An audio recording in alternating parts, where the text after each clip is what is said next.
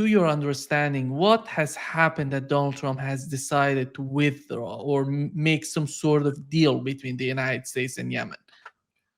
I can only surmise. I have a few facts, but I can only really surmise. And I think it's a double or triple pronged affair with Donald, if I can attribute any kind of reason and purpose to him. One is he wanted to stick his finger yet again, and he's doing it right now, this moment, as he wings his way, I guess, towards the Middle East, in Bibi's eyes. So he divorced the United States from the Yemen conflict, even though the Al Ansar might not have had anything to do with it. He just said, we quit, we're not going to do it anymore. Second reason, I think, is because the Pentagon was telling him it was grossly expensive. And in two ways. It was expenses in terms of expending those items that we might need, really, in a war. Very expensive items. We were losing drones. We were losing F-18s. No, I've told many people we lost aircraft off of Vietnam quite frequently. It's not uncommon to do that sort of thing when you're in heavy carrier operations, especially multi-battle group operations. So it's not something that doesn't happen. People just don't realize that, being in the military is dangerous. At the same time, that's very expensive. And the drones add to that expense, $30 million a pop.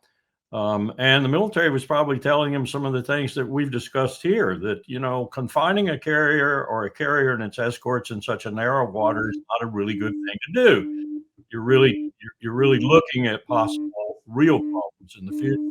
And another reason is because I think the assessment of the Pentagon was essentially that if you want to put it in these stark terms, we were losing. Yeah. And Larry, before commenting on what has happened, here is what Donald Trump mentioned about it. Some very good news last night. The Houthis have announced that they are not, or they've announced to us at least, that they don't want to fight anymore. They just don't want to fight. And we will honor that. And we will stop the bombings. And they have capitulated. But more importantly, we will take their word. They say they will not be blowing up ships anymore. And that's what the purpose of what. Yeah. Love that term, capitulated. Yeah. I can see the head of Al looking in his English dictionary. This is, this is sort of Donald Trump's equivalent of Gerald Ford going on television saying, "Hey, you got a phone call from those North Vietnamese last night. They've capitulated, so we're leaving Saigon. Everybody run for the helicopters." Yeah. This was Trump's equivalent of April 30th, 1975 in Saigon. Look, Trump, the Saudis made it clear that Trump needed to stop this. Number one, that was also a role. And the fact that the Omanis got into the middle of it, brokering it, suggested to me that this was actually broader than just stopping the bombing of the Houthis. That maybe they're going to come to a deal with Iran. Trump would be, it'd be to his credit if he goes through with it. But as Colonel Wilkerson noted, this was just in terms of aircraft loss between Predator drones and the F-18s, you're looking at about $1 billion right there. And then they flew over 1,000 sorties. Well, God knows how much each one of those cost in terms of our ordnance that was dropped, plus the maintenance on the aircraft. And many of us predicted this at the outset. It's like trying to punch a bag of Jello. The Houthis aren't going to be defeated with conventional means, and the United States, it exposed the limits of U.S. military power. So, Trump. He's putting that lipstick on a pig, putting a blonde wig on it, and calling it Marilyn Monroe. But you know what? It was still the U.S. withdrawn. And you know what Larry said there about demonstrating the limits of U.S. military power is such a potent statement. Look at what Afghanistan did. Look at what Iraq did. Look at what all of our excursions, basically since the first Gulf War, or that little no-knock drug bust in Panama called Just Cause. We haven't had a success in 2-3 decades.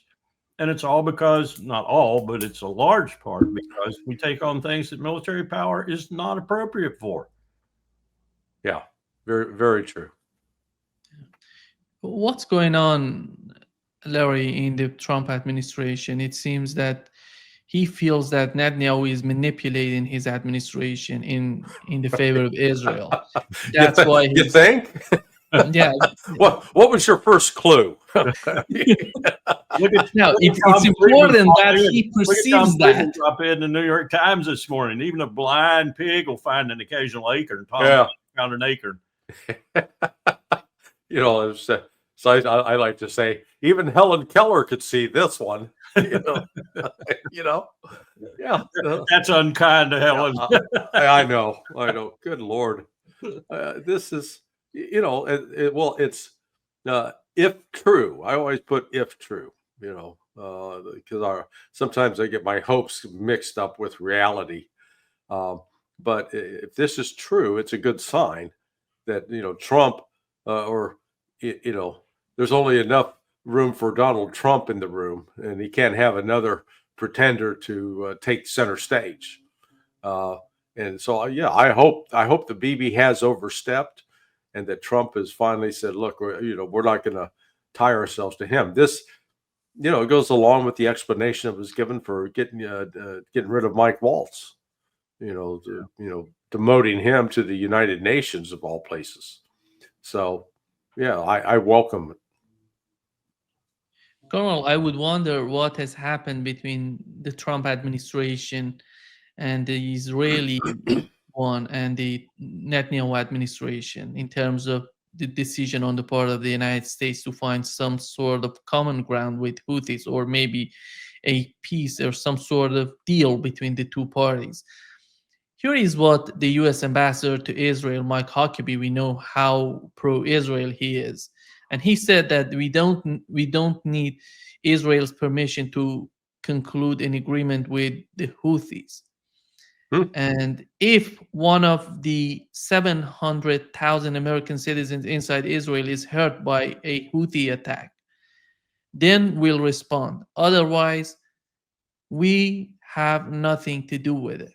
What does that mean for you, Colonel? Well, this is growing into a realization by a lot of people, even in this circus administration, that we're not gaining any points whatsoever on the face of the earth with this business in Gaza. In fact, we're losing many. And one of the things I think brought it home to the Pentagon, for example, was what he actually did with the Knesset, with full approval, apparently, and then post-Knesset, the cabinet again, full approval, he's calling it a sustained military operation. Well, what that means is essentially CPA Iraq in Gaza. What it means is what Sharon evacuated Gaza for in 2005, shut down 21 settlements and evacuated every single IDF person, because he knew if he stayed, there'd be an insurgency that would bleed the IDF interminably. Yeah. That's what he's asking for now. Netanyahu is asking for that. And oh, by the way, the Gaza terrain, which wasn't all that conducive to such an insurgency then, is maximally so now. There are 250, 500-pound bombs buried all over the place that are inert, didn't go off, duds, in other words. They make IEDs out of them. They used one the other day and blew a Makava tank off the face of the earth.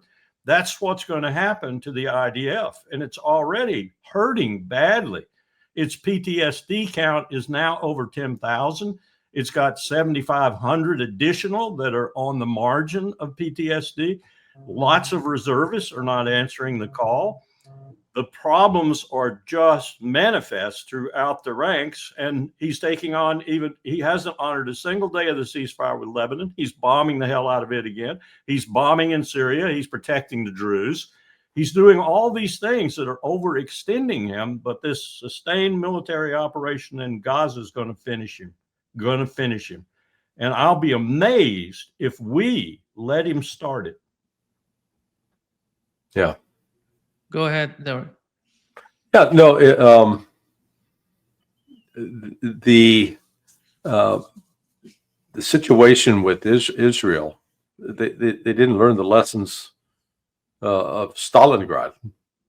You know, what made the Battle of Stalingrad so difficult for the Germans was they went in and they bombed, they leveled the whole city, and they created all this rubble. And so actually the tanks couldn't really maneuver through the streets. So they were forced to fight on foot. And all of that rubble creates places for what's called cover and concealment, yeah, where soldiers who are fighting and can hide, or they can ambush, and it turned into a bloody mess. There's another parallel as well with World War II. The Wehrmacht, when they went into Poland and into Ukraine, and they were killing civilians, that the regular army was the commanders were writing back to higher command, said, "Look, this is destroying. We're getting some real psychological problems because people, normal people with a conscience, don't break down when they're killing women and children." And what this is showing in Israel is that they're not all monsters. That there are many that are in these reservists that they themselves have children, and when they're seeing these bodies starting to stack up and pile up, it's causing real emotional distress. So, Netanyahu's entire objective in all of this has been to try to save his own ass from legal jeopardy, and in doing so, he's literally he's destroyed Israel's reputation, making Israel a pariah now among many nations, and it's growing, not diminishing. And and now he's managed to alienate Donald Trump.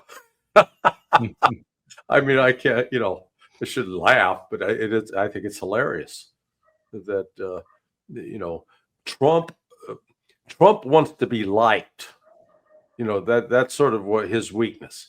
He wants to be liked, and he's I think come to the realization that hanging out with Bibi makes him unlikable, and he doesn't like that. D'accord. Carl, if you were to assess the situation of IDF and Israeli army today compared to what it was before October 7th, how do you see the way that they are right now, the situation they're in right now? In very bad shape. Very bad shape. Let's face it. One, they were not designed to be this kind of military. They were designed to be by the original sort of creators. Moshe Dayan comes to mind. They were designed, Sharon comes to mind. They were designed to be a blitzkrieg military, a military that just struck, won, and departed. And there, take that. Deterrence is reestablished. Do it again, and I'll hit you again, like in Operation Cast Lead, which was a precursor for what's happening right now, because they went out and killed everything that moved, men, women, children, everything else, and then said after a few weeks of operation, now, you see what we can do?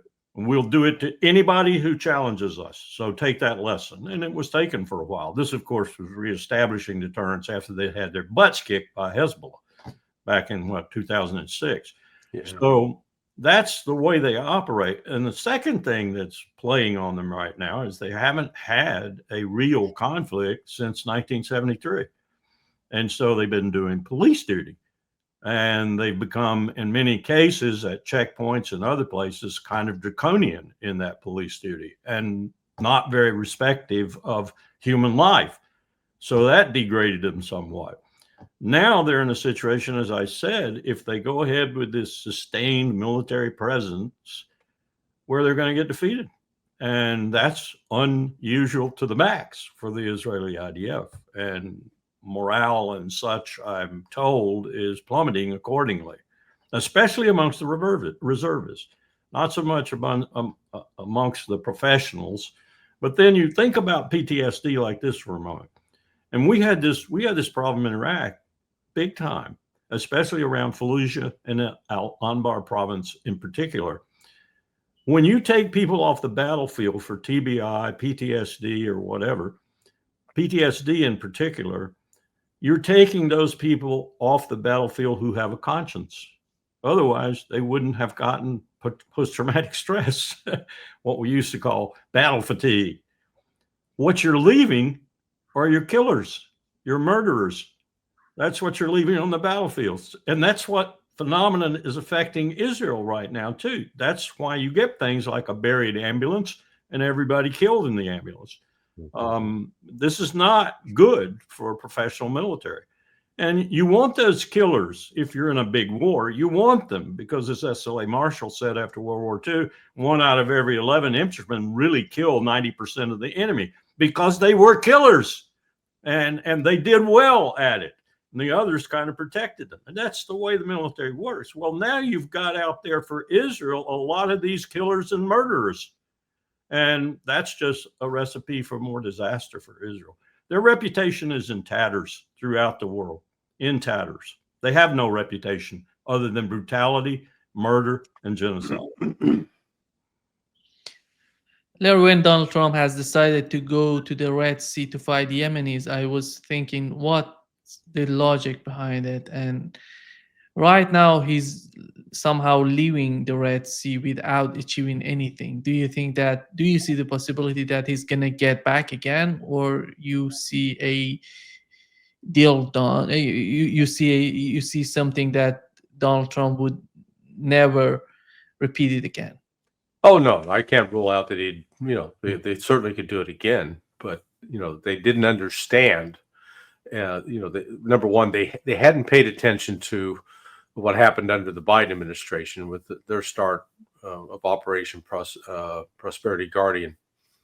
That they assumed that, but the Biden folks really weren't trying, that they were just only doing pro forma attacks, and by God, we're going to show them. It really shows sort of a failure to understand both U.S. capabilities and the nature of trying to dismantle what was going on in Yemen with the Houthis. And I attribute this to having just too many civilians that have had no experience working with trying to target mobile systems. We didn't take down a single Scud during the first Gulf War.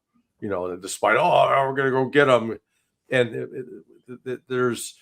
I guess there's this assumption about our intelligence capabilities that we were able to, like the Eye of Sauron from Lord of the Rings, can see everything and know where it's located, and that's not how it works. And particularly if you're trying to track anything that's out in the open sea, track ships like that, it's very difficult. And when you're trying to track missiles that are on land, that are in mobile launchers, there is not instantaneous. The closest we come to instantaneous communication. Yeah, it seems that we've lost. Which shot down? Why they shot down so many? They were shooting down one a week. Prior to that, they'd been shooting down like one a month. So it was. They figured out, okay, yeah, we see that predator, we're going to take it out. So Trump's failure to understand the military dimensions of this, because he may understand how to build a hotel or a casino, but he doesn't know really a damn thing about this, and I don't think he's learned anything from it. And Neiman, let me just say that I agree with what Larry just said, and let me add this particular aspect of my own experience. And I think I've read of much more experience in this regard. The blue suiters think that bombs will solve every problem. Yeah. They think that all you got to do is take off a carrier or take off out of Whiteman Air Force Base or out of Al Udeid or wherever and drop bombs on people. And the more you drop, the more success you're going to create. And the more success you create, the more bombs you're going to drop. That's their philosophy. They have been proven wrong since their original disciples laid this crap out. And yet we don't pay any attention to it. We still listen to them. Yeah. I had a 3-star Air Force general in the Pentagon tell me when I questioned him about his 80% of the targets in North Korea would be destroyed in the first hours by the Air Force on the peninsula and the Air Force reinforcing from the United States. And I challenged him. I said, why are you saying that? These cannon, these howitzers are in caves. They roll out, they shoot, and they go back into the cave. Well, we know where every one of them is. And you're going to pinpoint every one of them. How many are there, General? And, we just got into an argument. And colonels don't get into argument with 3-stars. They get kicked out of the Pentagon when they do. And I was subsequently kicked out. But it's absurd to say that you're going to get 84% of the cannons the North Koreans are going to shoot at Seoul in the first 30 hours. Yeah. Larry, part of the war, the conflict with Yemen is this psychological war. And you put yourself in the shoes of your enemy to understand where they stand, what do they think about you. And when you look at Yemen, earlier today I talked with Pepe Escobar. He recently was in Yemen, and he said these people, you have to be there to understand their sort of objectives. They don't care about the United States bombing their only airport just to destroy everything. They're going to fight back. And it doesn't seem this sort of understanding can be achieved on the part of the Trump administration or whoever making the decision in the United States. That's one of our biggest failures as a country, that we are incapable. We're not incapable, but we rarely take time to understand both the culture, the mentality, the point of view of those that we perceive as either enemies or someone we need to attack. Look, I saw this right after 9/11 because back at the time I was directly involved with JSOC and SOCOM. Scripting exercises, called 0300, 0400 exercises. And so here you're dealing with the most elite forces in the U.S. military. We're not just talking Delta Force and SEAL Team 6. You got the folks out of Belvoir. You've got a bunch of covered air, I'm talking the very, very pointy end of the spear. Got the guys who did Nord Stream. Yeah. And the ignorance about they didn't know Sunni from Shia. They had no, as far as just a Muslim, and that's who we're going to kill, without and no appreciation for whatever our role had been in helping create this situation. No memory going back to what we did with training up terrorist groups in Pakistan that were used against the then Soviets in Afghanistan. Zero understanding. So all I'm saying is, what you're seeing now with Yemen, it's consistent. One of my friends and mentors, Pat Lang, he had been defense attaché in Yemen. He understood it. He had been, he knew the culture. But when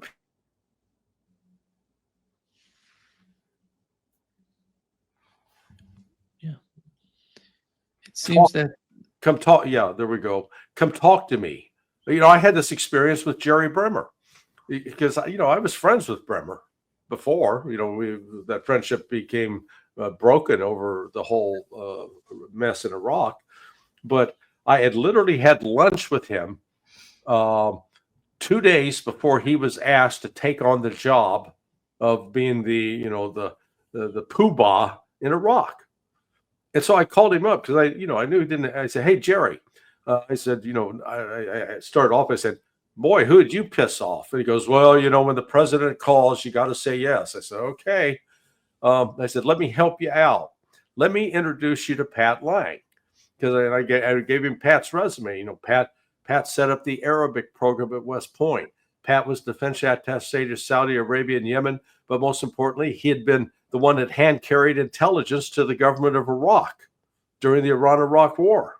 And he was the head of the Middle East division at the Defense Intelligence Agency. And Jerry goes, "No, I don't need to talk to him." That's Jerry. How did that work out, Jerry? Yeah. So you wouldn't talk to Sergio either. Yeah. De Mayo. It was absurd. Sergio had to move out there where he later died. Yeah. Colonel, the other dimension of the conflict in the Middle East is what's going on between Iran and the United States. Let me just say one other thing that Go ahead. I just poured into my head as he was saying that. You know, the Houthis, Al Ansar, are a different sect than most of Yemen. And they don't like the fact that most of Yemen, which cares, and I suspect most of them don't care, but those who do care, say the mullahs and others, are oppressing them all the time. So I don't know that the Houthis actually worry about Sana'a being hit or any other target that takes out mostly other people in Yemen than they. Yeah, that's a good point. They're different sects. Yeah. And getting to the conflict, Colonel, between the United States and Iran, here is what Tulsi Gabbard said about who's pushing for war and who's pushing for some sort of negotiations with Iran. Those who are co-opted by the military-industrial complex, abusing their position to feed or manipulate intelligence, as we saw with the Iraq War, to start a new war. This intelligence community, the work that gets done in places like this every single day, has that power to be the fodder, the fuel, the seed that can lead to yet another unnecessary war. The New York Times article was a result of an unfortunate, unauthorized, and illegal leak of a very private conversation between the president and his advisors. I won't get into the details, but it was a very robust discussion that really speaks to President Trump's care and thoughtfulness as he makes his decisions around these very serious issues of war and peace. Ultimately, what we are doing is providing the president with the facts, the intelligence. Here is what the intelligence is telling us. As the Secretary of Defense, here are the options that are on the table and the likely outcomes that could occur if you go with course of action A, B, or C. And ultimately, it's the president who makes the decision. And he has made it clear time and time again that his goal with Iran, first of all, they cannot be in a position where they can develop or have a nuclear weapon, and that he believes and is confident in the opportunity that this moment provides to be able to achieve that outcome through peaceful means, through diplomacy and through negotiations. And he knows that that's what's in the best interest for the American people and for the world.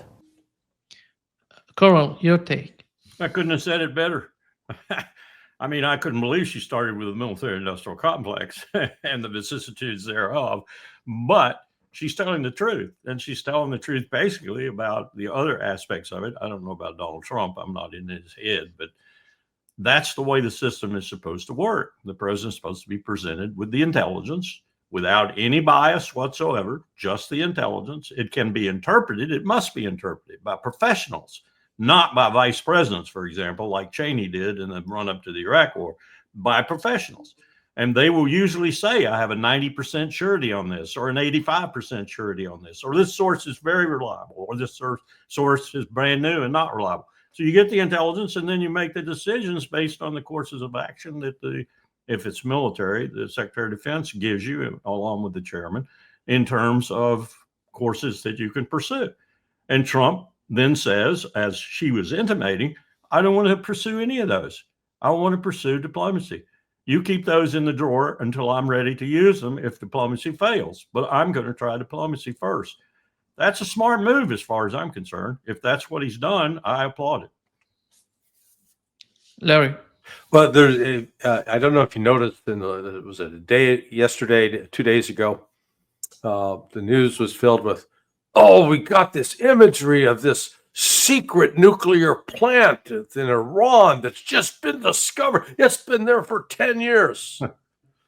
And it was, then you look, it was provided by this Iranian opposition group, who I guarantee is being paid for by the CIA. So what this tells me is the reason they're putting that out now is that I think there actually is some serious movements by Trump to negotiate a deal with Iran, that will not require Iran to give up all of its missiles and drones and to dismantle and disarm, but will put an end, a definitive end, to any suspicion that they're building a nuke. Iran wants that if they can get back to some sort of normal economic activity, because Iran's not the one that's been rampaging around the region, invading other countries. There you go. Because I mean, we go back to the start of the Iran-Iraq war. That was with U.S. encouragement to invade Iran. We put Saddam up to that basically, and so they do want peace. And it's again, it gets back to whenever you look at some of the news and the information comes out, you always got to start peeling back the layers, because it's never quite what it seems. Because I've had some friends, oh, look at this. This is proof that Iran's building a nuke. And I had to go back and say, just look at the source of the information for starters. And right away that it's in the male bovine excrement category. One other thing, Nima, I would say, after agreeing with everything Larry said, I got the inclination there to believe, and I've gotten it in other places too, I've been disabused of it in other places too, that she really wants to do something about the very insidiousness of aspects of the CIA and other elements within the intelligence community too. And she hadn't figured out exactly what to do yet and exactly how to go about it. But I would say one of the most insidious things I saw in my time in government was how we were using, through the CIA, the idea of liberal democracy to establish in country after country after country color revolutions, or the equivalent thereof, that were not in the interest of that country, its regional partners, or in many cases us. And yet we went ahead and did it.